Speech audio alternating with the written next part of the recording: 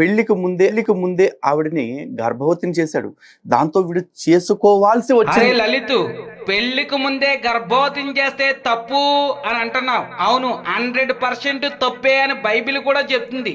నువ్వు ఎవరి గురించి అయితే చెప్తున్నావో అతను ఒక మనిషి. మరి ఇదే చండాలమైనటువంటి పని నీ గ్రంథాల్లో ఉన్నటువంటి దేవుళ్ళు చేస్తే, ఇదే నీచమైనటువంటి పని నీ దేవుళ్ళని సైతం శపించేటువంటి గొప్ప తపశ్శక్తి ఉన్నటువంటి మునులు మహర్షులు చేస్తే తప్పని ఒప్పుకునేటువంటి నిజాయితీ నీకుందా?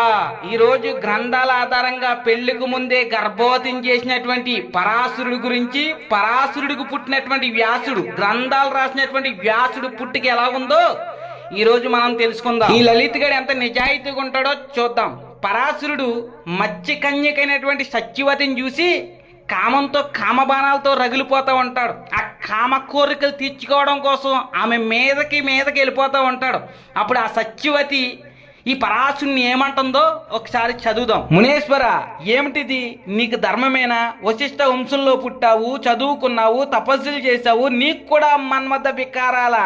మానవ జన్మ దుర్లభమా, అందులోనూ బ్రాహ్మణ జన్మ మరి అని నాకు ఇష్టం లేదురా బాబు, నన్ను వదిలే అంటే, ఈ పరాశురుడైతే కామంతో కామ కోరికలు తీర్చుకోవడం కోసం నిన్ను సుందరంగా తయారు చేస్తాను, సువాసన వచ్చేలాగా, పరిమళం వచ్చేలాగా, నీ చేపల కొంపు పోగొడతాను, మీ అమ్మకి తెలీదు, మీ నాన్నకి తెలీదు, నువ్వు కూడా చెప్పకు అని మాయ మాటలు చెప్పి ఆమెకి ఆశలు చూపించి ఆమెతో సంభోగం చేసి గర్భవతిని చేసి పిల్లను పుట్టించి పారిపోతాడు.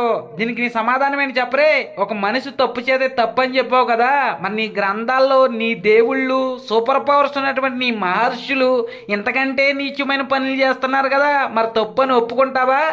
లేకపోతే హిందువులు నీ చెప్పులో ముష్టేయరని ఎప్పుడులాగా అబద్ధాలు చెప్పి ఒక్కిరికిరించి పారిపోతావా? పెళ్లికి ముందే ఇలాంటి నీచమైన పని చేసినటువంటి పరాశరుడు ఎంత నీచమైనడో, ఈ నీచమైనడుకు పుట్టినటువంటి వ్యాసుడు ఎంత నీచమైనడో మీరు అంటా ఉంటారు కదా, పెళ్లికి ముందు పుడితే అని లాభాసలో తిడతారు కదా.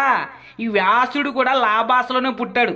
ఈ లాభాసలో పుట్టినటువంటి వ్యాసుడు రాసినటువంటి గ్రంథాలు ఎలా ప్రామాణికమో వీటి గురించి కూడా నువ్వు సమాధానం చెప్పాలా. కాబట్టి ప్రియ స్నేహితులారా, సత్యాన్ని గ్రహించి తెలుసుకోండి, గ్రంథాలు చదవండి. అలాగే నేను చెప్పిన ప్రతి మాట కూడా ఎక్కడ రాసున్నాయో మీకు కామెంట్ బాక్స్లో పెడుతున్నాను, అలాగే స్క్రీన్ మీద కూడా పెట్టాను.